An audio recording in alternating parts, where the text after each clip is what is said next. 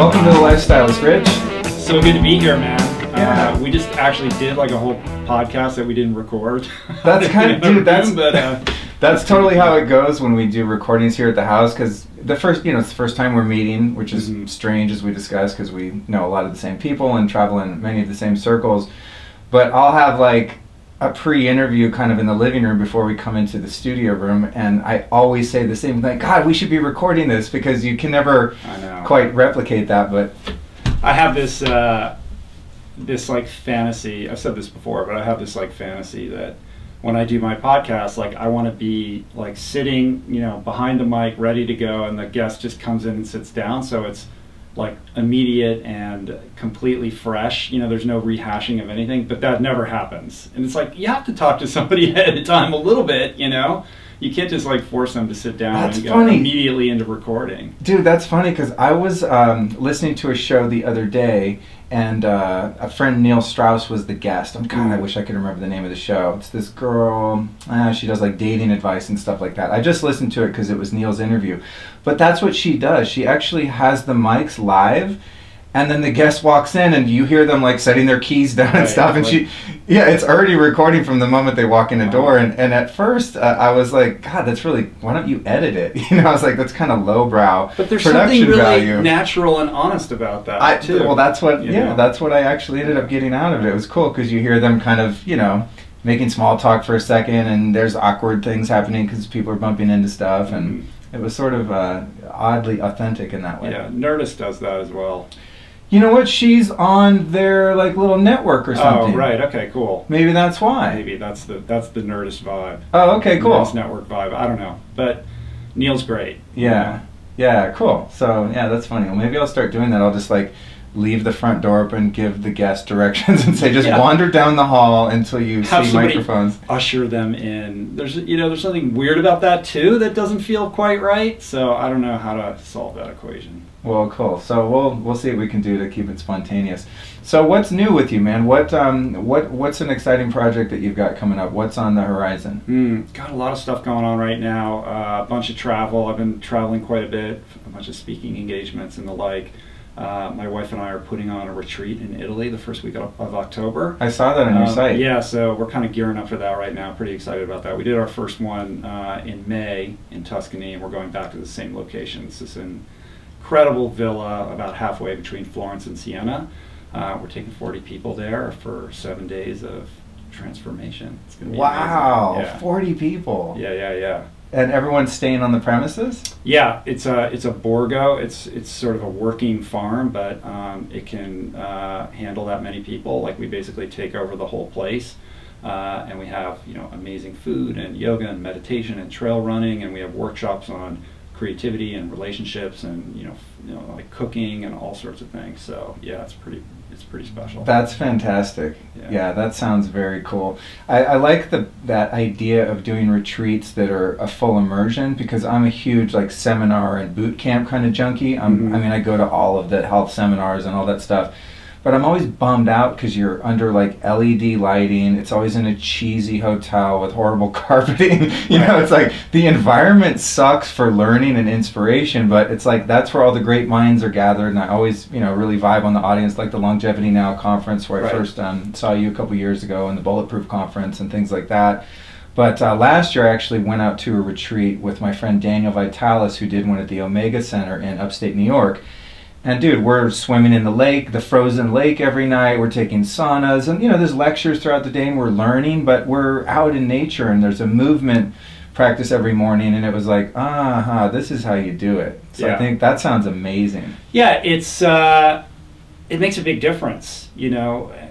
I've spoken at so many events where you're in a ballroom in a hotel in some nondescript area or whatever, and it is like a very sterile, weird environment. And I understand the economics kind of drive that, because of course everybody would like to be in a beautiful nature setting, so it drives the price up of some of these events. But I think, to the extent that location is very important, right? The setting and all of that, especially if you're going for self-help or some form of, transformative experience, that makes a big difference.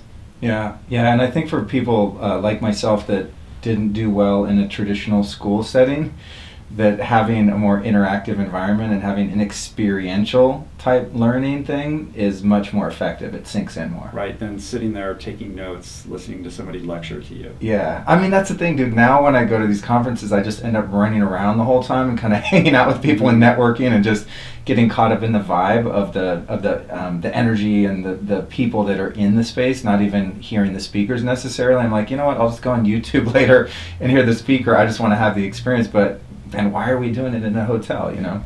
So cool, good for you. That sounds awesome. I'd like to do something like that myself someday, you know, go to Hawaii and teach people how to collect spring water and do cold plunges and whatever, you know. It's like actually doing something with a group of people. That's cool. You should do that. Yeah, thank you. Thank you. I'm inspired. So that sounds cool. So how did you, for those of us, you know, people listening that don't know exactly where you come from, what your vibe is, I know a bit about your history. I've listened to your amazing podcast, by the way.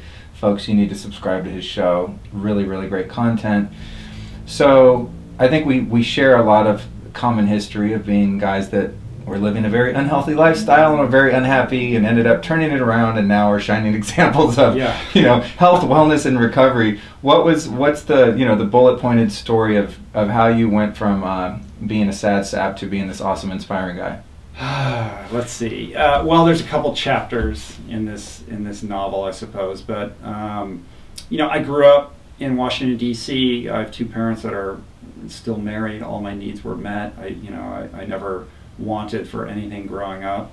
I was a swimmer in high school and in college. I left Washington D.C. to go to California for university. Swam in college.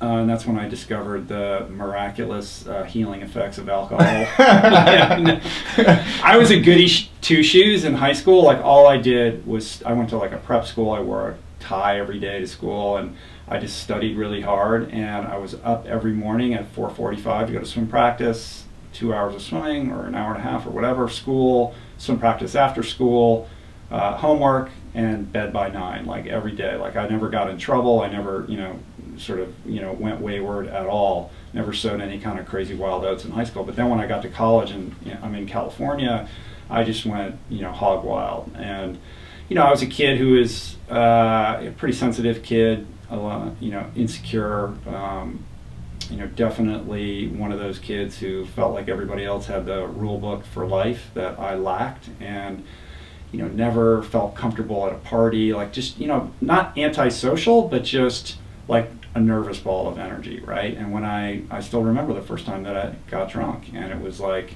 the miracle salve to every problem that I didn't know that I had, right? And it worked for a long time. Like, it actually, you know, looking back on it, it allowed me to be a social animal in a way that I never had been able to before. And I loved it for a long time. Like, I became like a very, you know, somebody who could engage people, and, you know, started to feel better about who I was and all of that. But as you know, it works until it doesn't. And it didn't take that long before, you know, I started experiencing the negative impacts of, you know, basically, for lack of a better word, like being a drunk. You know, even in college, in the early days of my drinking, you know, I was the guy who was the last one to leave the party, and when the keg ran out, I'm running around drinking, you know, half empties with cigarette butts in them, and I'm the guy making an idiot of himself, and then, you know, throwing up in front of people, and like all that kind of stuff that you hear about, right? But none of that actually had any impact on me, you know, mending any of my errant ways. It just progressed and got worse and worse and worse. You know, I moved to New York City, and that's like Disneyland for alcoholics. You can walk around with it, you know, a can of beer in your hands. Like, I was drunk all the time. You know, it was like I had an amazing time, but, you know, that's where my alcoholism really progressed, and somehow I ended up getting into law school. And looking back on that, I have no idea how I graduated from law school, because I was a wreck. Moved to San Francisco, was a lawyer, and was able to kind of get away with my drinking for a while. But I moved to Los Angeles for a job, and very quickly the cops started getting involved in my exploits, and got 2 DUIs in 2 months, and rear-ended an elderly woman at the intersection of Crescent Heights and Melrose at 3 in the morning. Right up the street. Right up the street here. And, you know, 2 months after that, got pulled over going the wrong way down a one-way street in Beverly Hills, and the arresting officer actually knew my boss, the partner in the law firm where I was working, because he was representing the Beverly Hills PD, and I thought I was getting fired. And, like, you know, it was all becoming pretty disastrous pretty quickly. I had a marriage that went left on. I mean, all kinds of crazy chaos that happens when you're a good alcoholic. But I ended up getting sober at 31. I went to rehab up in Oregon. And you know, I thought I was just going to go spin dry for a couple weeks, but I ended up staying for 100 days, which is a long time to be in rehab, you know. And I consider myself to be a pretty smart guy. Like, I went to Stanford, I have a law degree from Cornell, but like all of my best ideas, my best thinking literally got me institutionalized. You know, rehabs are mental institutions. Like, you're there because your ideas are leading your life astray, right? But that was an experience that saved my life, you know, and it gave me a new toolbox for how to live. And I took that toolbox out into the world, and for the next 10 years, I was very intent on repairing all the wreckage that I had created as a result of my drinking and using. So, translation, you know, I became kind of a workaholic. Like, I was a guy who, you know, I was a liar. I couldn't be, you know, counted on to show up. You know, my family, I was alienated from my friends and my family. I was unemployable. I was, you know, teetering on homelessness, sleeping on a bare mattress on the floor of a shitty apartment. You know, it was not a good picture, right? So in contrast to how I was raised, like, I was kind of the golden boy. You know, I was this champion swimmer, and I was, you know, getting great grades, and I got into Harvard and Princeton and Stanford, like all the school. Like, I was the kid that your parents, you know, would want to have, right? And I destroyed all that. So when I finally got sober, I was like, I need to get back to that place. And I worked very hard to, you know, rebuild my life, and I was successful in that because of the principles of recovery and the fact that I prioritized my sobriety above everything else. You know, fast forward to 39 years old, and I'm, you know, on the partnership track at a very prestigious Los Angeles law firm. I had all the trappings of, you know, the American dream. I was driving a Porsche. I'd met my wife. Like, it all looked good from the outside looking in, but what I had not yet begun to address was this interior spiritual malaise that was still kind of malignant in my life, right? And what I mean by that is, you know, I was living this life because I thought that was what society wanted of me. You know, I was seeking approval, like, from my parents and from culture. Like, if I do all these things, then I'll be, you know, looked upon with respect. And at the same time, of course, implicit in that is this promise, you know, inherent in the American dream that this is what's going to make you happy, right? I had a good salary, I had a nice place to live, I had, you know, like, all of those things, you could check all the boxes, and yet on the inside I was like dying, you know, like, I was very unhappy in my career path, but I felt trapped. I'm like, I put so much energy, I've devoted, you know, the gravamen of my adult life into building this thing that I don't even want. And, you know, it was like, why did it not occur to me to actually check myself and say, you know, what makes me happy? Like, that was never part of my life equation. It was just get on this track and do what you're supposed to do. And I can recall, like, looking around the law firm at these partners that were all ballers and, you know, making mad cash and working on, like, really sexy cases because we're in Hollywood, right? And just thinking, like, I don't aspire to be any of these people. Like, they're not necessarily bad people, but, like, I didn't want their life. And I knew as I rose up that chain that the pressure and the responsibility was only going to increase, and my investment in this life that was really at odds with who I was as a person was just gonna get worse, right? So I was having this existential crisis. Meanwhile, I wasn't taking care of myself. Like, I was, you know, eating fast food. I was a junk food junkie, right? There's garbage in all the time, and I wasn't exercising, even though I'd been this swimmer. Like, I was very distanced from really taking care of myself physically.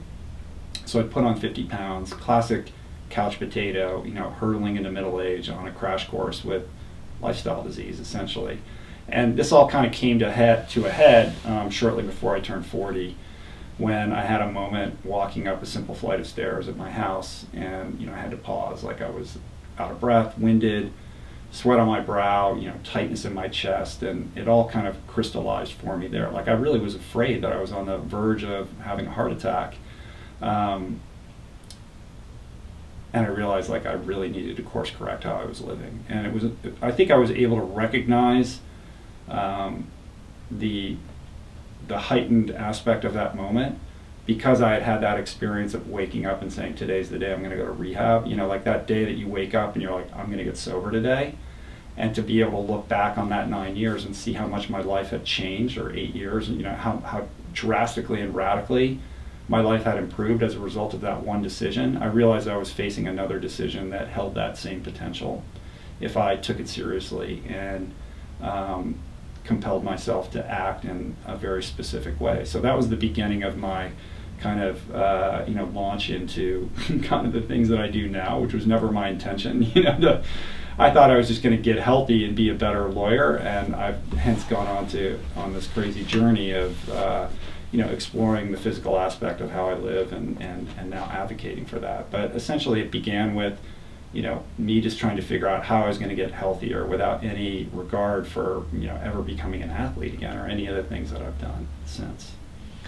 You know what that was a much longer answer. No, no, dude, it was actually yeah. It was totally on point. There's just so many there's so many parts there that I want to unpack. But I want to say one thing I dig about you, dude, is that, you know, you're in a position in the industry in health and wellness, right, where people look up to you and you're a thought leader and you produce great content. You've got your podcast, you do this public speaking, but you're part of the new guard. And I like to think that I'm following in your footsteps and that you are real about the journey. In other words, you have one type of person who's a guru and they're like, I used to be like this and now I've made it.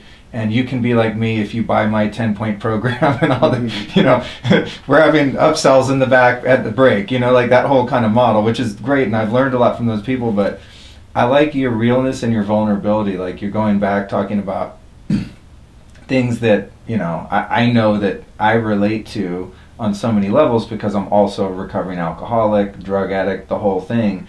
But I think the value in your story there, and it didn't meander to me at all, is that it's like we're in a place in culture now and in media now where we can be more transparent and more honest about it. Those of us that have the courage to do that, and I appreciate that. You know, it's like, it's cool that you come out and you're able to be totally authentic about the person that you were and the person that you are, which we're going to hopefully get into.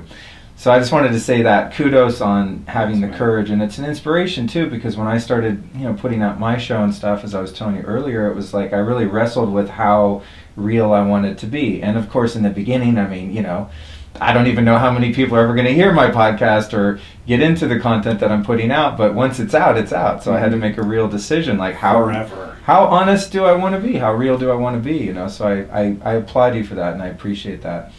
But going back, I want to just unpack the story a little bit, because you said something very interesting in regard to your upbringing and your childhood long before you started drinking, and that's those feelings of not fitting in and feeling uncomfortable in your skin and just feeling awkward. And every word you said I totally related to, with the exception that you said your parents were, you know, healthy and supportive and gave you a lot of love. And this has been a strange thing that I've observed in the years that I've been sober and meeting so many recovering alcoholics and addicts, is that most of us have experienced some pretty severe trauma. And for me, it was like the trauma was around 5-6 years old. I immediately went off the deep end with my behavior and just went nuts. You know what I mean? Mm-hmm. It was like you could mark on a calendar the day that I experienced some abuse, and then whoosh, I just started going crazy. But then I meet people that are like, no, both my parents love me, we live in the suburbs, we had money, they hugged me, they told me they cared about me, they were supportive, they believed in me, and yet you know, that person had experienced the same sort of feelings of separation and that sort of abject loneliness. You know, the way I describe it, it's just like, it's lonelier than lonely.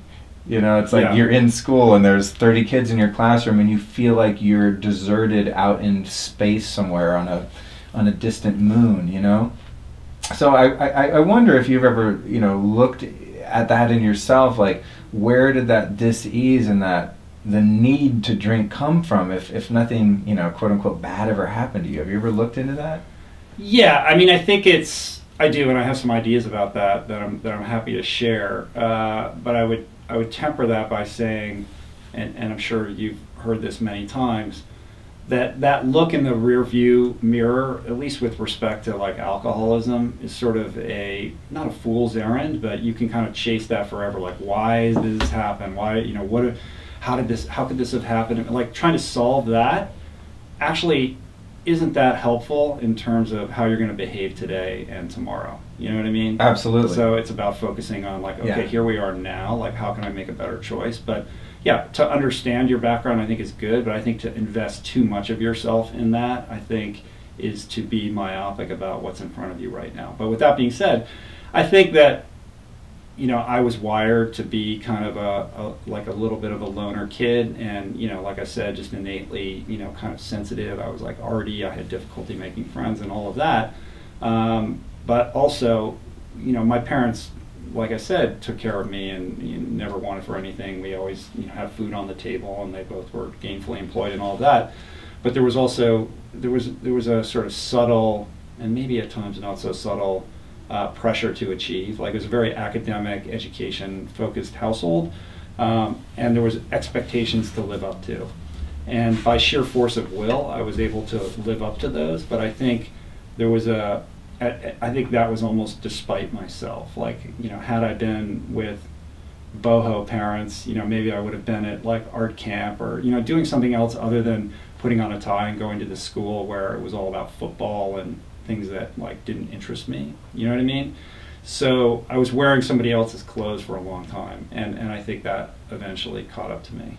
So yeah, I guess in the concept of there always being some trauma present at the root of every addiction, maybe there's just different levels of trauma, and to the individual that's experiencing it, they're experienced as trauma, regardless of if it was, you know, a dad that slaps you across the head when you walk in from school, or a dad that's like, hey, you know, we're counting on you to carry the family name, right? Mm-hmm. I mean, you know, maybe there's different levels of it. It's just something that I've observed, you know, and I totally agree that self-obsessing about, you know, if I can just figure out, you know, the day that I got hurt, then I'll be able to change my behavior today. That's not going to work either. You're so right. I mean, you can go back and obsess on your childhood forever. I've seen many people do that, and it really gets you nowhere. It's more like, well, how do I change what I'm doing now? But it's just, you know, I'm so curious, I guess, always having felt so different from non-alcoholic people my whole life. I'm just like, why am I the way that I am, and why are people like me the way that we are? Why do we feel so uncomfortable? Why are we so sensitive? You know, it's like the alcoholic just seems to feel things on a deeper level than a person who's not, A, and B, when an alcoholic feels that discomfort, alcohol or drugs does something to alleviate that discomfort that it doesn't do for other people. Of course. You know, you give your average non-alcoholic person, you know, some Coke when they're going through a divorce, and they'll end up, you know, worse off. You know, if someone's an alcoholic, you give them their drug of choice during a time of crisis while it's working, like you said, before, you know, you pass the point of no return, and it's like, God, that's the only way you can get through it. It's just such a strange phenomenon to me. I'm always so curious about it. Yeah, and that's what people don't realize about alcoholism and drug addiction, and I'm sure there's a lot of people that listen to your show that are not in recovery. And so just to be clear, if people don't really, you know, get exactly what you're saying, drugs and alcohol are not the problem, they're the solution. Like, there's an underlying sense of dis-ease that the drugs and the alcohol alleviate, right? So this is the solution to the underlying problem. It ends up ultimately creating a lot of additional problems and chaos. Like I said, it works until it doesn't. But it's the cure, right? So when you take away the drugs and the alcohol and you're left with yourself, and this is a little bit about what we were talking about before the podcast, then you have to grapple with and wrestle with and reckon with who you are. And that's the real work, right? It's not just about removing the alcohol and the drugs. It's about the deep work within yourself to, you know, repair what's broken. Oh my God, if it were only that easy. If you could be screwed up and just go to rehab and like get spun dry and pop out and be a great person, which is what I thought was going to happen. You know, I've heard it said that if you take a drunk horse thief and you get him sober, you know, what are you left with? Well, you're left with a sober horse thief, right. You know? So if you have a neurotic, insecure, terrified person full of anxiety or resentments, hostility, anger, if you have a person who's operating on that level of consciousness and you remove the thing that's enabling them to live like that somewhat comfortably, then you've got a person with all those things just raging. And that's was my experience, you know. Right. It's like, God, getting sober, initial periods, like, oh my God, I'm free. You know, it was like literally being a slave and being freed. And then finding myself out in the woods going like, uh-oh, you know, Yeah. I'm free, but I'm not free from the things that I was drinking over in the first place, right? And it's not a binary thing. Like, the longer that I'm sober, and I'm sure this has been your experience as well, you realize, like, oh, drugs and alcohol are, like, you know, easily identifiable, you know, culprits, but it can be shopping, it can be food, it can be gambling, it can be sexting. You know, I think what's going on right now with Anthony Weiner is perfectly encapsulates it, right? So here he is again, like, he did it again. And, you know, if you read the news, it's like the outrage, like, people are just like, how could he possibly sext again when it destroyed his life and he had worked so hard to, like, repair it and all this sort of thing, and then here it is, it did it again. It's like, I look at that and I'm like, yeah, because he's an addict. Like, there's something that's not healed inside of him. He can't help it. Like, he is addicted to doing that.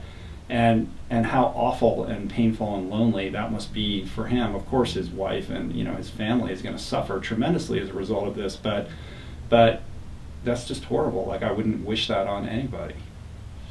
So having been freed from drugs and alcohol myself, and knowing, and this, you know, I don't know how you can convey this to someone who hasn't had this experience, but something absolutely otherworldly happened to me. Something mystical, something magical happened that one day, poof, it was just gone. Whereas I'd had a lifetime of, just like I said, just living like a slave. And after that initial freedom, what happened for me was exactly what you just described. It's going through a litany of other dopamine-producing behaviors to alleviate that discomfort and that pain that's still there. You know, using every form of repression and suppression to just tamp down any iota of negative feeling or emotion, you know? And so,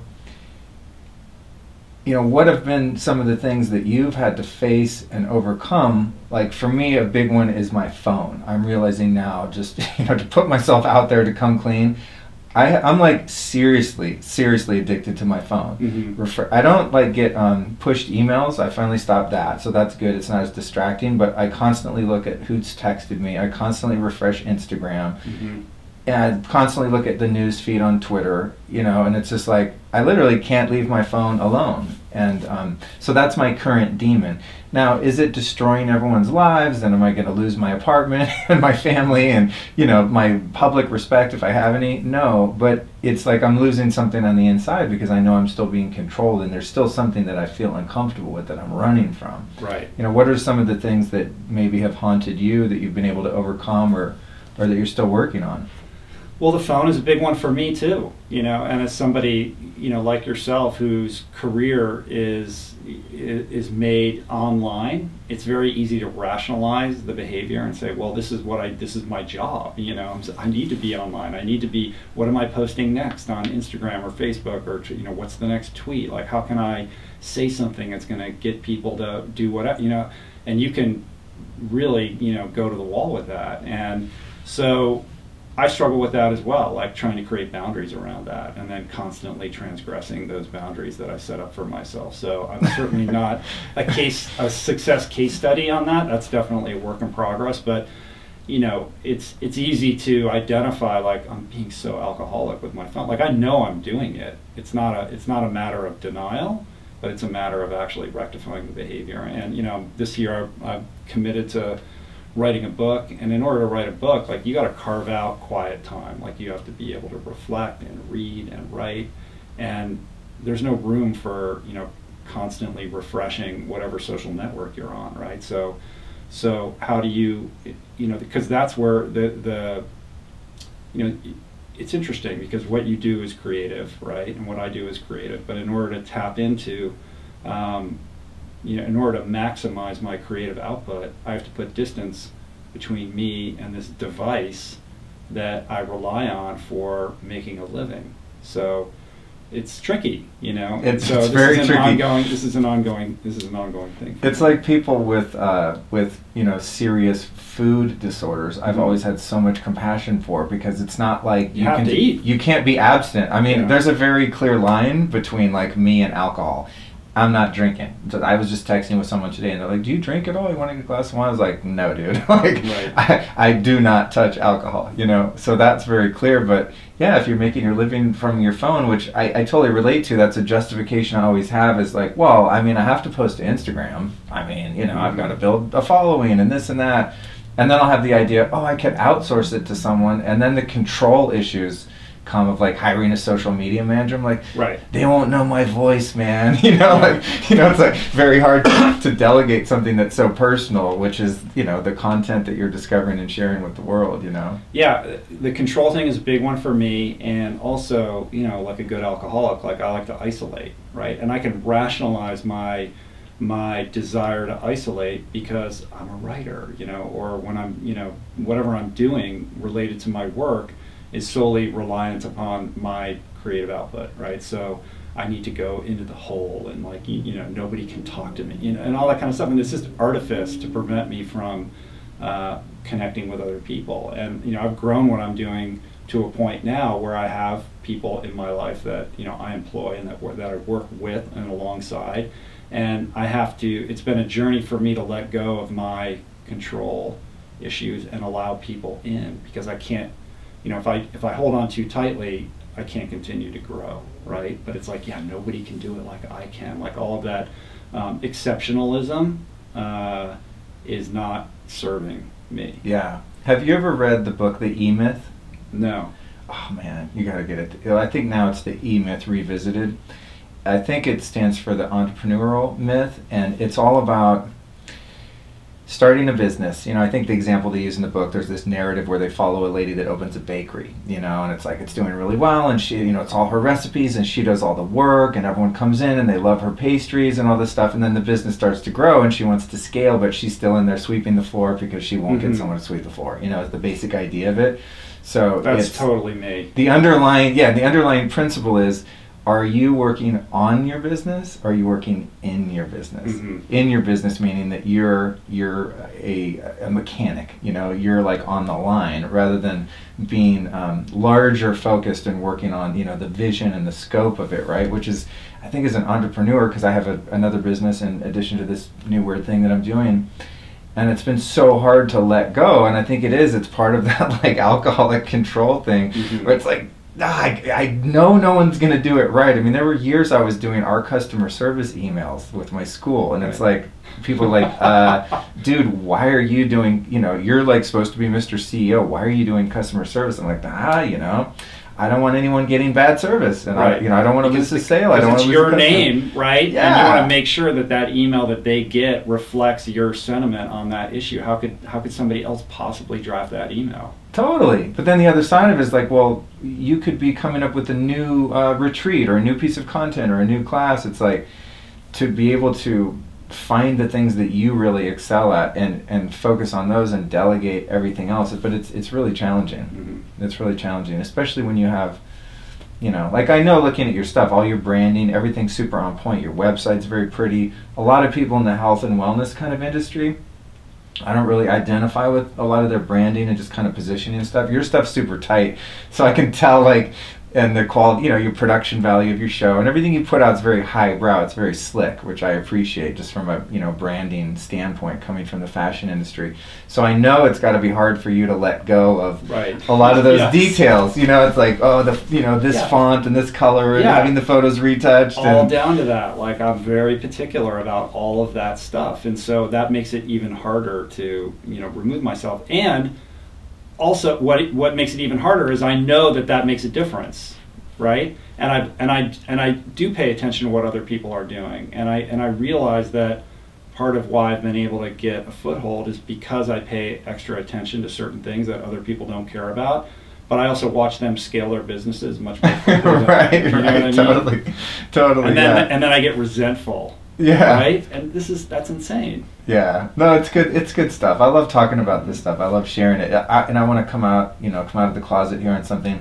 I have my podcast covers for the art for the website and stuff, and I still make them myself because I just don't think anyone else is going to get the nuance of like the title of the show. We're recording today. I'm gonna make one. I'm gonna come up with a really clever, hopefully, title for this interview, and I'll be sitting here like doing the graphic design for it, and I'll see myself doing that. I'm like, dude, why are you doing this? A, someone could actually do it way better than you, who is a legitimate graphic designer. A, B, why aren't you thinking of a way to start a new coaching program or scale this business, actually make it into a business, which it currently kind of isn't. It's like I put out free content, people love it, and it's fun, but how about I make a retreat or something like that instead of laboring over like how much contrast is going to be in a little podcast tile that maybe no one's even going to see on Twitter or something. I'm right with you though. I get that completely. Yeah, but it's a fine line because the quality counts. Like, I respect the work that you put out partially because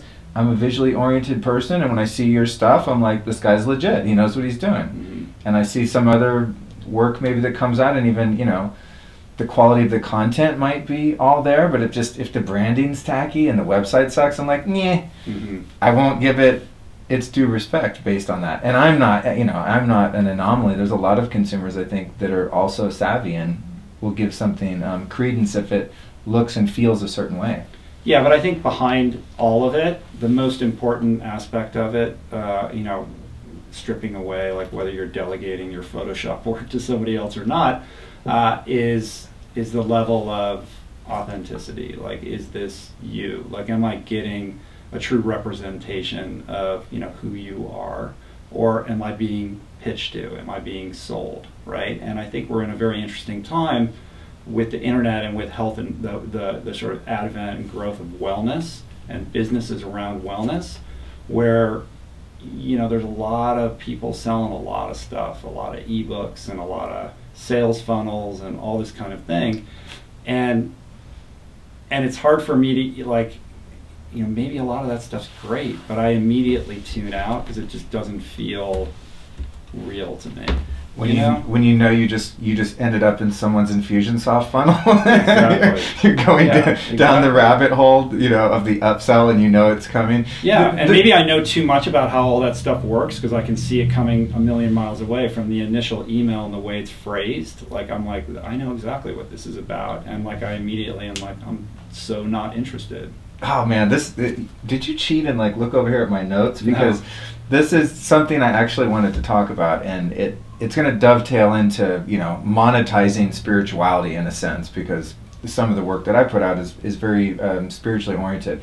But just on that note of marketing and sales, being a few years behind where you are doing a very similar kind of thing, I struggle with this initially because it's like, I don't want to be a cheesy marketing guy, and I want to be very honest and authentic about what I'm doing. And I really believe over the past 20 years I've learned so much, and I know the experts like you and other people personally, or I can find them. I'm good at getting people into a project and getting enthusiastic about it, so I know I can deliver the best content to people and they're going to benefit. But I do have this sense of guilt about like studying marketing and figuring out how to build your email list and clickbait and opt-ins and all this stuff that you kind of have to do in order to deliver the content to people and to be able to make a living off it. It's like when I first learned Vedic meditation, it's similar kind of to TM in that you pay, there's a pretty large fee for it. In Vedic, you pay like a week's pay.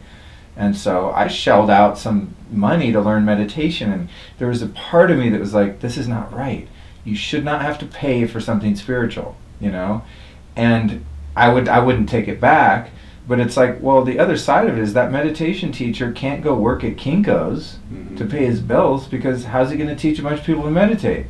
If I don't market something to my podcast listeners and build an email list and do whatever I'm going to do to make money, then I'm going to have to go to work and not be able to deliver people like you to the podcast audience. So it's like, how have you come to a place within yourself where you feel good about selling a retreat or selling a book and putting great content out, and knowing that you do have to market, and that even though it might seem, from one perspective manipulative, right? Because you're having to use all this coercion and persuasion to get someone to buy, but what they're buying is probably going to change their life. Mm-hmm.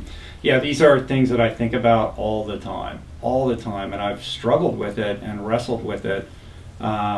Initially watching, studying how other people do it, and realizing that's not for me. I could never do that. Like I don't have Infusionsoft. I wouldn't know how to create a sales funnel. Like I've kind of avoided all of that because that whole world like just turns me off and scares me, to my detriment, I'm sure, because these things are just tools, right? It's all about your relationship to the tool and how you're using it. So, are you using it like, are you choosing phrases in a clickbait way because you're gonna trick somebody into pushing a button that ordinarily they wouldn't want to push, or are you just putting something out there? Like, I'm not the best marketer. I wouldn't call myself an expert marketer in any stretch of the imagination. Like, all I try to do is create the best content that I can, and I'll try to spread it around. But I come from a place of like, if it's, if you build it, they will come. And, I did my podcast for 2 years before there was, it wasn't a business. It was something that I enjoyed doing. It's grown to the point now where I can monetize it, and I do that with ads. And I still feel weird about doing ads, but I only do ads for products that I actually use. And This is just a reality of being in business. Like, I want to be able to continue doing the podcast. I have things that I would like to do, and it has to be self-sustaining. And I've had to get over that hurdle of feeling weird or bad about that. Like, this is just the world that we live in, and it's okay for me to, provide for my family while I'm putting out content that I know people enjoy and is helping them improve their lives. Like, there's no shame in that, but I think it's the way in which you do it. And for me, it always comes back to integrity, honesty, and authenticity. Like, I'm never going to try to trick somebody into doing anything. I'm just not going to. And maybe I won't grow as fast, or I won't be able to build some crazy huge email list. Like, I only started emailing people like recently. I didn't even pay attention to like an email list until like a year ago. I don't have some crazy huge list. And again, that's, maybe I would be doing much better had I, employed some of these strategies that work. Those all that stuff in that world of Infusionsoft and all of that, it's highly effective. But I have to be able to go to sleep at night feeling good about what I'm doing. You know what I mean? Totally. And so I have a very long-term view of what I'm doing. And I think what that is translated into is slow, progressive, organic growth, as opposed to blowing out some email list and sending out tons of emails with affiliate links and all that kind of stuff. Like, I just don't really do that. I put out an email every week that this is my latest podcast guest, and I just started actually like 7 weeks ago sending out a second email that's just kind of like Tim Ferriss's email. I call it roll call, but it's basically just a couple things that I came across over the course of the last week that I thought were cool, and that's it. And I'm not trying to sell anybody anything. Yeah, it really is like a balance that you kind of have to find, because that's why I'm asking you the question, because it's something I sort of struggle with. In the example of my fashion school, we do all of the email marketing stuff, and are pretty effective at doing it. We actually just switched to Infusionsoft, which is probably why it's on my mind. It's a freaking nightmare trying to learn that stuff. Yeah, but it's the whole thing. It's like spend a ton of money to get it, and you have to be trained. Like, it's a whole thing, right? It's next, dude. Don't even get me started. Yeah. But here's the thing, though. I absolutely want to influence people that want to be a fashion stylist to get on my email list. I'm going to send them a series of emails. I'm going to get them on a webinar. On the webinar, I'm going to try to get them to sign up for the class. They're going to sign up for the class, but you know what, dude? They're going to show up at that class, and it's going to change their life. As long as you're over delivering, I think it's good. Yeah. I mean, I've literally been, I won't say I've launched careers, because of course we know that I'm not God, but I mean, I have hundreds of students that are in a career because they came and took that class. So it's like, it's on that side of the business, it's much easier for me, because I'm like, all right, kid, you just need to get in my class. Like, I know your dream is to work in fashion, and I and my school know how to do that for you, so I got to put you through all these hoops to get you to get your credit card and go on my website and take the damn class. Once you get in there, you're good to go. And I know we're going to make it happen for you. And the value of the class is at least 10 times what they're paying for it. So I feel like absolutely in integrity. I feel very good about it. But in this space, what I was getting at that's interesting, and I'm really benefiting from your approach, is that a lot of the stuff I'm doing is a little bit more of the spiritual side. It's like I wanted to be all about health and wellness, and it's like, well, that's just, to me, like the tip of the iceberg. It's more about the inner game and, kind of coming out about sobriety and talking about recovery and things that are more meaningful to me than like if goji berries are good for you. Like at a point, right? It's like, cool, superfoods, herbs. Like people email me these questions. I'm like, dude, I've been into that stuff 20 years ago. I'm not, it's just, you're not going to fix it with reishi mushrooms. It's cool, like, to get into that stuff, but like, let's talk about meditation and self-love and just the deeper stuff. So it's like my content's going to be more geared toward that. So I have a real problem like mixing spirituality and money. I have a mental block sort of around that, you know? I mean, maybe this might be helpful to you. If you take a more macro, like, words are tricky, right?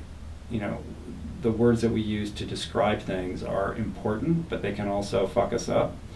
If you take a more macro perspective of the word spiritual, or remove the word spiritual from it altogether, and understanding that everything is spiritual and everything is energy, just because you're attaching this word spiritual to it, that just the connotation of that word starts to make you feel weird about mixing up the business. But the truth is, like, you're providing something, right? So label it as you will, or choose not to label it. And if you're providing value, then there's nothing wrong with being remunerated for that, right? So it's okay, man, whether it's goji berries or Vedic meditation, it's value, right? Yeah. And goji berries can be a Trojan horse for spiritual principles. You know what I mean? Because the thing is, like, a lot of people, the hair on their back starts to go up if you start moving into the spiritual realms, and they do want to believe, like, it's like that phrase in recovery, like, the persistence of this illusion is astonishing. Like, people want to believe that if they eat this one thing, or they just get that one workout regimen, that's going to make all the difference. And they're overlooking the fact that there is something ill at ease inside of them that is attracted to this message that you're putting out there. They might not be ready to hear about the deep interior work that's going to be required to resolve that for them. So they're looking at the goji berry, right? And you can take that question about the goji berry and then use that to then go, all right, well, we'll do that and I'll answer that question, but like, maybe look over here too, and I kind of approach my podcast in a similar way, because it is funny, like, after a while, it's like, well, where do you get your protein, and like all these kind of questions. Like, it can be, I can choose to perceive that as a drag, but if somebody's asking a question, they're seeking for something, right? And they may not be consciously aware of what exactly it is that they're after, but that's an opportunity for you to crack that seal and maybe go a little bit deeper. That's beautifully said, yeah, because if they're looking, to get the answer about the protein, but really, what's the higher goal that they have? They may not be consciously aware of that. That's what I'm saying. Yeah. The desire they have is what? To feel good, to be fulfilled, you know? And so it's like, I love, that's a great analogy of the Trojan horse, that sure, we can get caught up in the lifestyle stuff and the dietary and exercise, and it's all good. I mean, you can't function.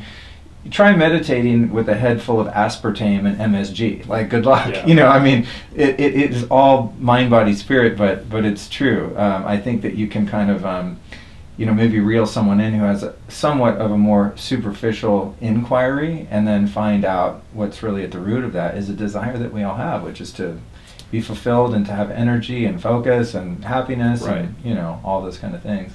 One observation that I have that I've kind of developed over the years is, I became this plant-based person. Like, I'm, sort of the plant-based athlete guy, and I go to a lot of events that are kind of vegan themed where I speak, and you'll notice, like, a lot of people are like, they're just super into, like, the kale, right? Like, what kind of kale is that? What kind of kale do you use? And what kind of, and that's great. Like, people who have adopted this new lifestyle, and they're very energetic and enthusiastic about it.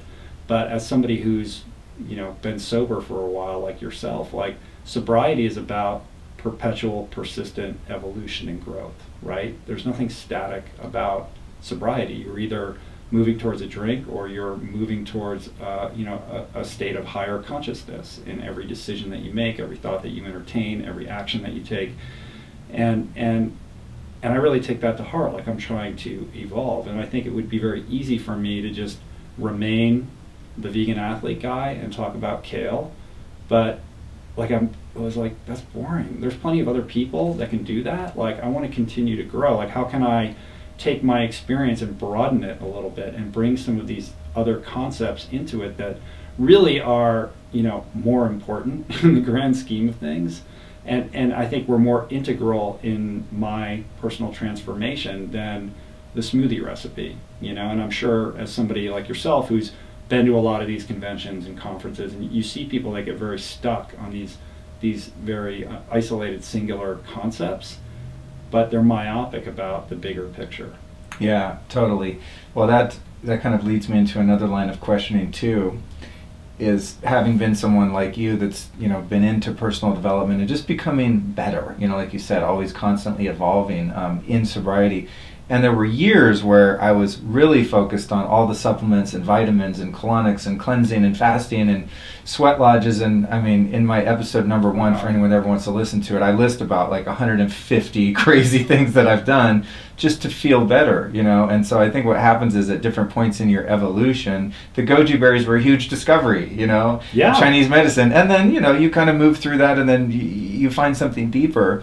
But what's happened to me along the way, and I've noticed a lot of people, especially on one end of the spectrum in the vegan world and the other end of the spectrum in your, caveman, CrossFit, paleo crew, is all of the inherently neurotic dogma and rigid beliefs around like the food you eat. Mm-hmm. And, I like kind of, in a somewhat judgmental way, look at those people who are still at that phase in their evolution, and then my friends will remind me like, yeah, dude, that was you 5 years ago, who'd be the one at the dinner table, hey, you really want to order that? Wow, did you know that blah, blah, blah, Right. Like I was the a-hole not so long ago that thought that, I had it all figured out, but so there's the part of it where, I'm it's an ego trip. It's like I'm identifying who I am based on the kind of food I eat, and that's, to me, is a real trap. It's a sticking point where you could be like, I'm a this, I'm a that. It's like, the way I look at it now is, dude, I'm not even a body, let alone the stuff that goes in the body. Now, I'm conscious about the stuff that goes in the body, but I can't have such a limited perspective of myself as like, I'm a paleo or I'm a vegan, and that's how I relate to the world, because there's so much more to me that I want to be able to share and develop, Yeah, unfortunately, the human brain is so intent upon making all these categorizing everything, right?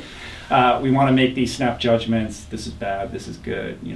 This diet is this. What's the term or label we're going to apply to this? And then we use that to either feel better about ourselves or worse about ourselves, but ultimately to divide ourselves, right? To separate ourselves from other people. And I think part of that is our inherent desire to create clans or, like groups that we can have a sense of belonging to. But ultimately, a lot of those tendencies tend to have really negative impacts, right? So whether it's the vegans versus the paleos or the infighting that exists within the vegan community, which is insane. Oh, really? I didn't even know about that. Well, there's all these subcategories and subcultures within it. Oh, so is it like... Yeah. Well, the paleo community is pretty much, the analogy I always use is like, prior to this whole Trump era, the Republicans were always very organized, right? They always had their talking points, and they were always on message. And the Democrats were always shooting themselves in the foot because they were arguing with each other about what their message should or should not be.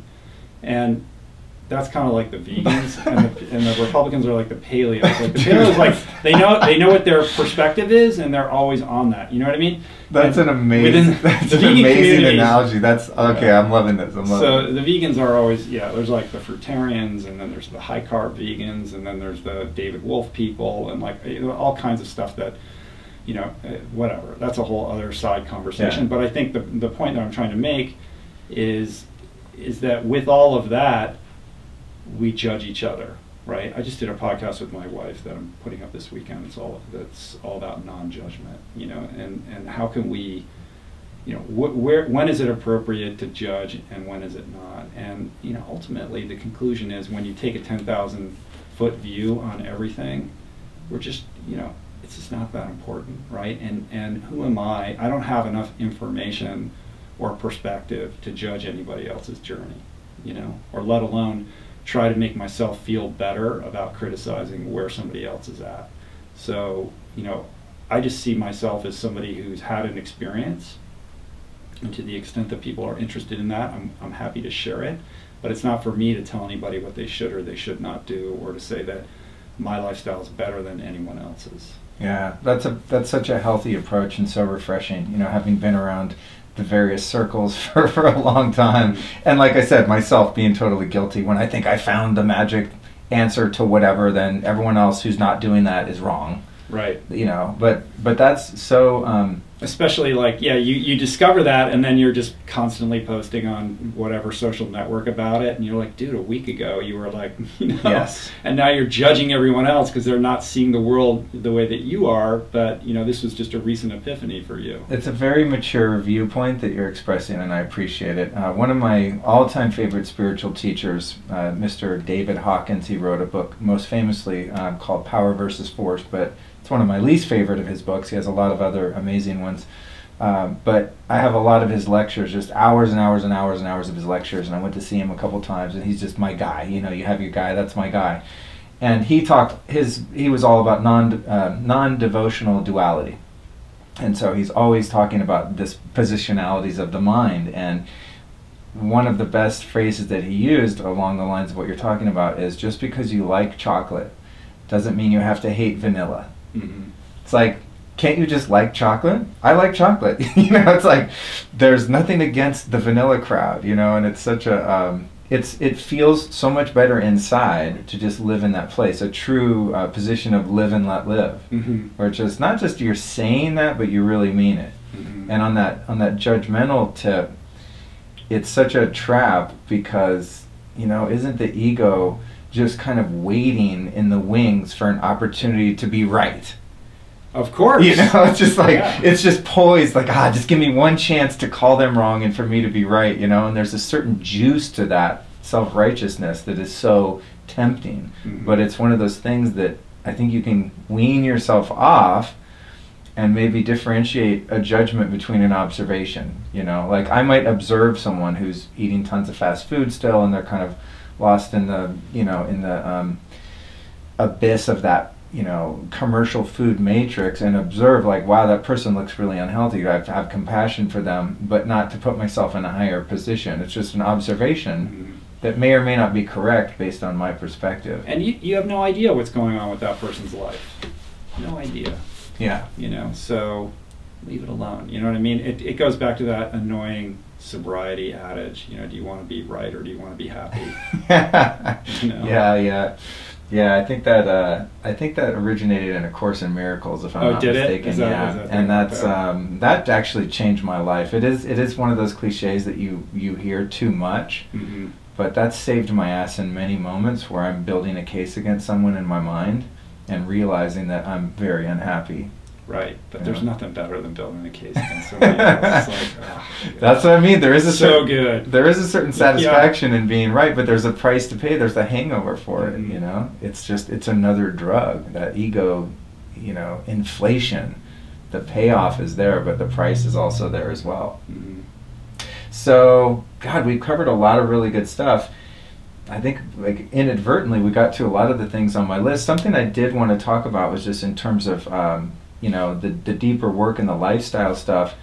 What what are your spiritual practices, other than just the general principles we've covered? What are you doing in terms of meditation and prayer or reading spiritual literature? What is your kind of, day-to-day householder's spiritual life look like? Yeah, that's always kind of evolving. It's not a static thing, but I would say in general that sleep, first I would say sleep is really important. I need like 7 or 8 hours, and as I get older, like I'm turning 50 this year, when I'm not training super hard, which I'm not doing right now, sleep gets tricky for me. So my evening routine of sort of cycling down has become much more important to me. And kind of creating that kind of sacred space for sleep. And one of the things that I've been doing is for the last like 8 months or so, 6 months maybe, I've been sleeping on. We have a flat roof on our house. I put a tent on it, and I've been sleeping on the roof. That's awesome. Because I noticed that the quality of my sleep is 10x'd by the cold air, and my wife doesn't like the room to be too cold. Like she likes it a little bit warmer, and so for a while there was some friction. Like she would be freezing, if I got my way, or I would lay there sweating on top of the sheets while she's underneath all the covers, not able to sleep, and it was creating like problems with our marriage, and really interfering with my sleep. So I was like, screw it, I'm getting a tent. And she's like, okay, cool. Like, that's like literally in the doghouse. I know, like, yeah, it's funny. And I put like a twin mattress in it, and it's just out there. And like literally from the first night sleeping out there, I had the best night of sleep. And I was like, this is unbelievable. So I've been doing that for a while. That's a big part of my routine now. I want to interject before we get into the rest of the routine in the event that I can't remember to come back to this. I've noticed if I go camping, I sleep like a beast. Mm-hmm. And it's not only the cold. I think there's something to be said about just being out in the night air and being in nature and not being in this domicile. But I want to just give you a tip, and I can show you when we're done recording, for sharing space with your significant other, because I've noticed the same exact thing with multiple partners, that I literally want the room like 66, 67 degrees, like freezing. Mm-hmm.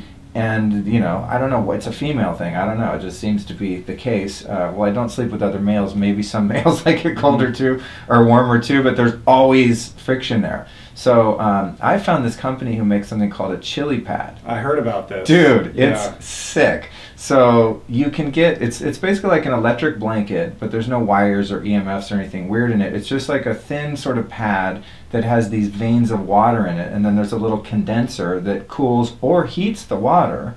So each partner can have their own little condenser that just sit kind of beside the bed, and then in the morning you just tuck them under the bed. They're about like a foot square. And what it does is it makes the surface of your bed freezing cold or hot to the temperature that you desire. So you could literally be like in bed with your wife. She could have her thing set to 90 degrees and you can have yours set to 59. And you don't feel what's going on the other side. And I got to tell you, since I got that, not only do I sleep a lot better, but my AC bill like went from $150 a month to whatever, it's like cut it in half, because I keep the AC on like 72 or 73 in case it gets crazy hot in the room. But I pretty much don't need AC because I'm laying on that freezing pad. So I'm gonna check that out. You're not the first person to recommend that to me, so that's really cool. Yeah, it's sweet. I'll show it to you and give you the link. But anyway, that's been my sleep hack, because the temperature, I had no idea how shitty my sleep was for so long, just because I was overheating. I didn't realize that's why I was waking up. You don't really know. If you're not covered in sweat, you don't realize how much you're overheating.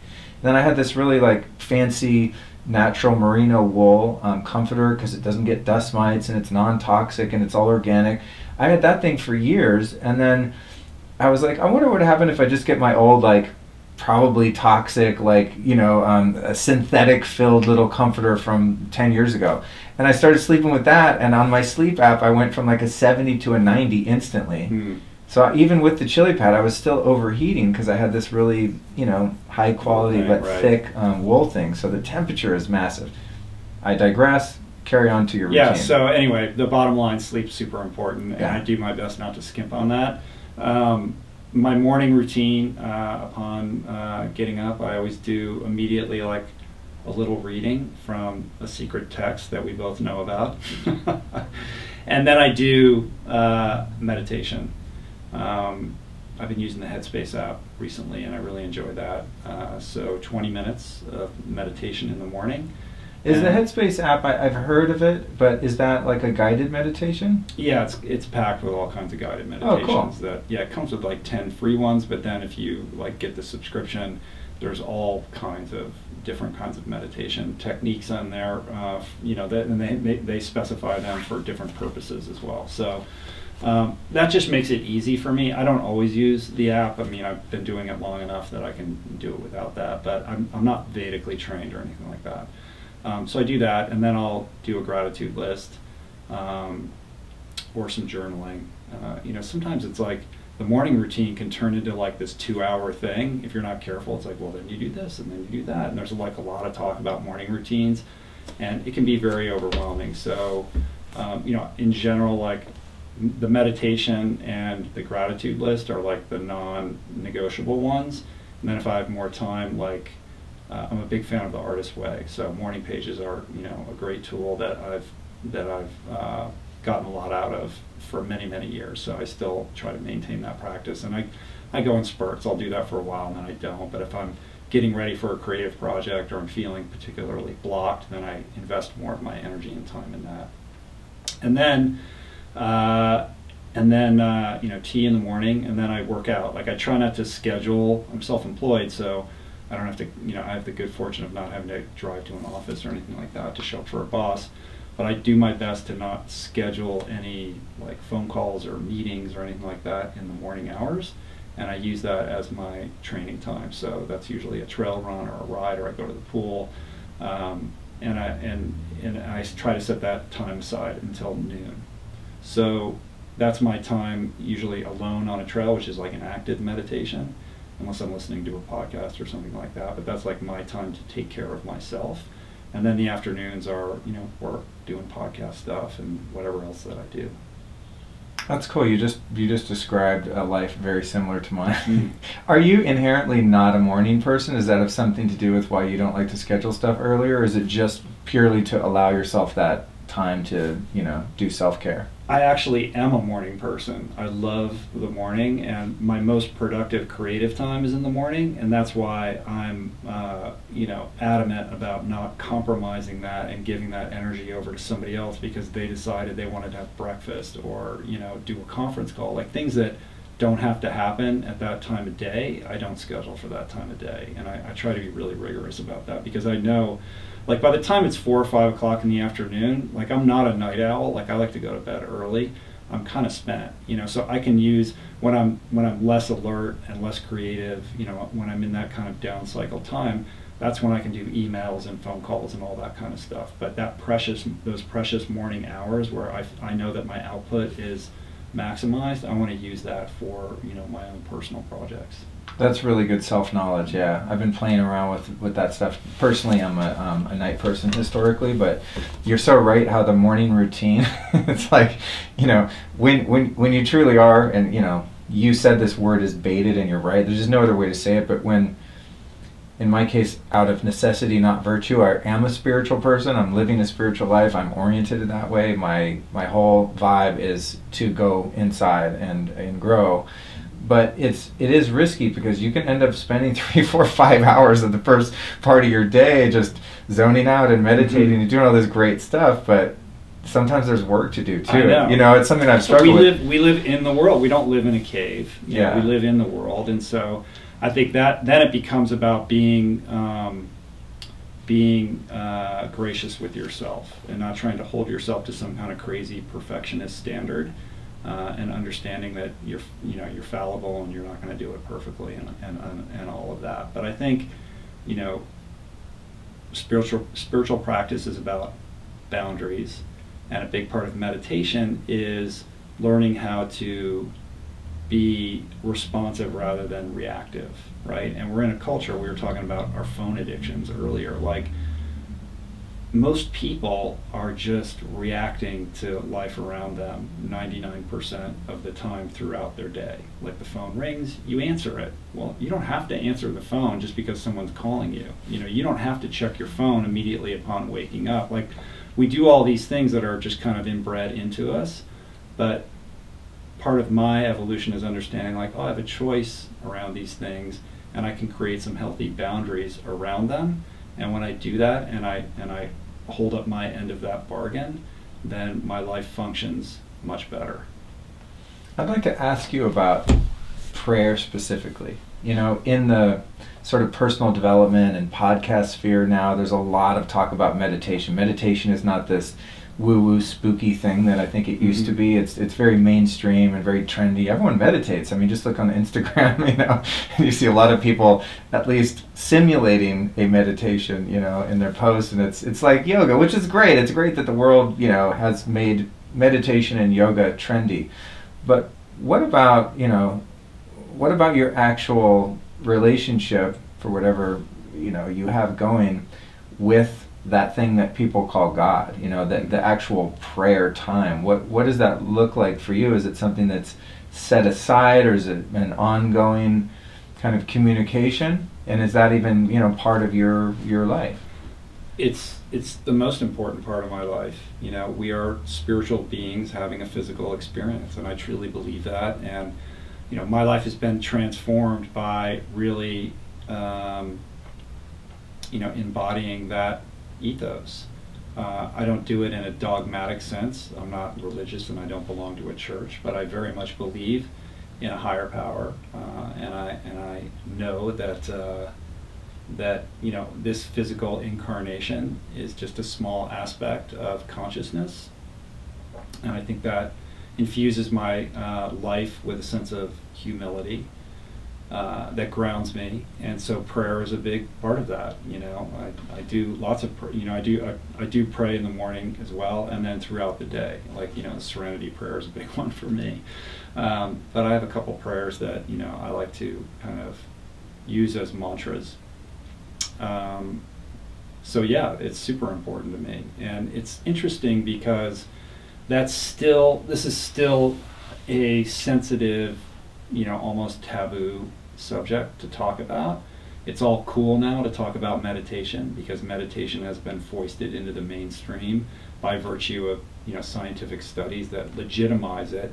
But we were talking about, you know, the power of words earlier, and it's interesting to watch the terminology around meditation change, because now it's all about getting into a flow state, you know, which is cool, and like people can get, like dudes can get behind that, right? So it's bringing more people into it because like everyone's down with the flow state, but it's bro spirituality. Yeah, but these are concepts that have been around for millennia, right? So it's like, part of me is like, call it what it is, man, you know. But I also understand that by changing that, you know, changing the language around it has created an open door for a lot of people, and I think that's really cool. But I don't think that we're quite there yet when it comes to ideas around God and prayer, you know. But for me personally, and I'm only talking about my own personal experience, it's been transformational, and it's extremely important to me. Yeah, I appreciate that. And you know, it's one of those things, like I was telling you earlier, with just the fact that I'm a sober guy, it was really difficult for me to kind of come out publicly and do that for whatever. I had some shame about that. And I find the same thing with being a person whose life is literally devoted to God. I mean, there's just no other way to say it. I mean, that is the purpose of my life. And I'm also not in any way religious. Mm-hmm. I've never been a member of any kind of religion. I've only been in churches a couple times. I don't identify as anything, you know, and I've studied a lot of stuff, been to India, done all kinds of different things, and appreciate many of the principles from religion. But for me, it's like a life or death thing. If I don't relate my life to whatever it is that created me on an ongoing basis and go deeper and deeper with that, I'm just not happy. You know, it's like I cannot find a way to be happy in and of myself. Like when you were saying that, you know, all the great ideas that you had and all the best planning and, you know, all your will ended up handing you a life that was very unfulfilling. I mean, that's my experience as a sober guy who's doing the best I can. If I don't have, you know, a source of strength that's above and beyond my own personal limited strength, I just, my life is not good. It's not fulfilling. Right. And so I'm becoming, you know, I guess less embarrassed and apologetic about that. It's like, dude, you know what? If someone is at a point in their life where, you know, the word God scares them, or they're, you know, they're threatened by that, or they are an atheist or agnostic or whatever it is, it's like I totally respect that, but at the same time, I can no longer deny the benefits and the results that I'm getting. It's like the scientific studies for meditation. I have my own way to quantify subjectively what happens when I'm in a certain state of emotion or mind, and then I say, oh yeah, there's this God thing. I don't really know what it is, but I'm going to make an effort to be with it and communicate with it and ask it to guide me and to help me, whatever that looks like. I don't even have prayers memorized. It's just like, hey, you thing, energy, would you be with me right now? I'm scared shitless. Because Rich Roll's come over to my house and he's like this big health guy, you know, or whatever. You know what I'm saying? It's like any little thing that crosses my mind, any anxiety, any going on a date. I mean, there's just weird stuff like that. Worrying about money problems, just something that I know in and of myself I can't handle. I have to find a connection to something that helps me to see things in a realistic perspective, to keep things right size, because I just can't do it in and of myself. Yeah, that's beautifully said. You know, I think that we are here to grow, right? And if you devote yourself to that process, to personal growth, then that's going to lead you into service. And that growth curve will evolve into, you know, probing higher consciousness. You know, that is the extrapolation of that curve. And when you do that, you become a happier person, you know. So you can spend your life chasing shiny things, but we both live in Hollywood, and we both know, you know, super rich, wealthy people that are miserable, and, you know, I don't want to be that person, you know. So when I am, all I know is that when I'm focused on cleaning house and serving others, my life works, you know, it works. Like the drama goes away, conflicts get resolved, doors swing wide open, all kinds of crazy stuff happens. This weird spiritual equation takes over, and it's very real. It's not imagined. Like, I know that the more that I spend my time and my energy focused on being of service to other people, other things in my life just get resolved and work out. Well, so why is that? You know, why does that happen? And I choose to believe that that is because there are higher forces at work that are invisible to our perceptions. And we think, we're so arrogant as human beings, we think we can understand everything, you know, but our brains are, you know, it's like, who said that our brains are the ultimate evolution, right? Like, you can take a snake and spend your entire life trying to get it to understand, you know, one word in the English language, and it's never going to get there. The most elementary thing for us. So, you know, take that idea and extrapolate upon that and understand that, you know, our brains are limited. We're incapable of perceiving, you know, certain light bandwidths and all kinds of things that are happening around us. So have a little humility and appreciate the fact that there's a lot more going on that we're just not aware of, you know. And I think when you do that, not only does it alleviate a little stress in your life, but it puts things into perspective for me. That's awesome, man. That's a really great note to end on. And speaking of service, I want to thank you for being of service to me by donating your time so graciously today, and also for our audience. And it's been just fantastic sitting down and having a talk with you. And I'm glad that it didn't turn into like a formal interview, because we were chatting in the living room and I was like, I wish we were recording and all that. And it's like, no, it's a continuation of that. Right. And I find that this is, people seem to really respond to this, and it's a much more natural way to kind of communicate. All right, when were you born? And it's like, you know, there's the rote kind of interview is so boring. I love being able to sit down with someone who's kind of on the same page and be able to dive into this stuff. So I want to sincerely thank you for your time. Thanks, Luke. This was cool, man. We went deep. I think it was good, man. And I really appreciate you creating the space for us to do that. So awesome. Thank you. So in closing, I want to ask you one question. So you've come here and taught us some stuff based on your own experience, and for lack of a better term, you are our teacher today as our guest star.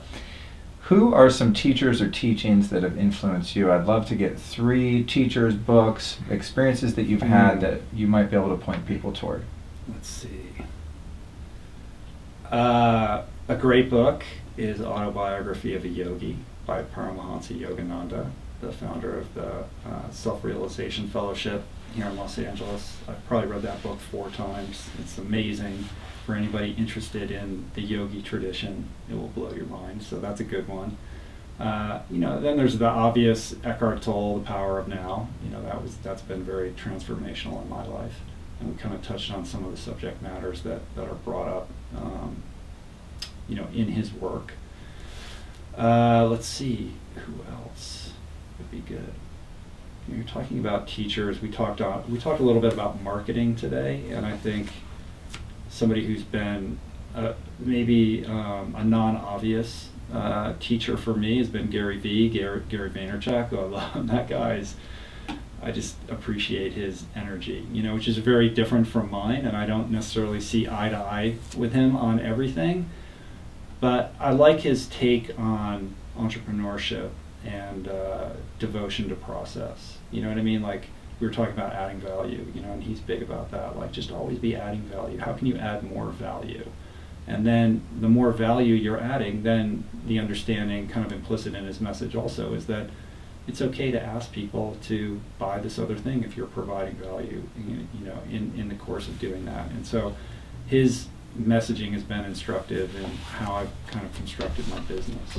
Absolutely, me too. I'll second that emotion for sure. Yeah, that concept of, give 9 and then ask for the 10th. You know what I mean? It's like the ratio of giving to asking is one thing that he really has down. Yeah, I appreciate that too. And that's funny because I would never put you and him in the same room. It's like, oh, they're probably homies. Yeah. It's like, I had him on my podcast. I know you did. Yeah. But that's great. That's a really kind of left field recommendation, but that is great because he's really a pioneer in the marketing industry too. I mean, he's doing something very different that has been done before and has kind of created a whole new approach to that. So that's very cool. I appreciate his boundless energy. I know, dude. The guy's a force of nature. How does he do it? And something tells me he's not like, an organic paleo farm to table or a raw vegan or anything special. I have a feeling that guy's just eating normal food and still has that energy. Yeah, well, he only started paying attention to his health like a year ago, and then he hired a personal trainer guy to follow him around all the time and tell him what to eat and stuff. But I think he came out of the gate just gunning, he's just genetically wired for that. Yeah, cool. All right, man, well, thanks so much for coming by today. We're going to sign off. I'll go show you the chili pad, look into that, and we'll see you on the next one then. All right.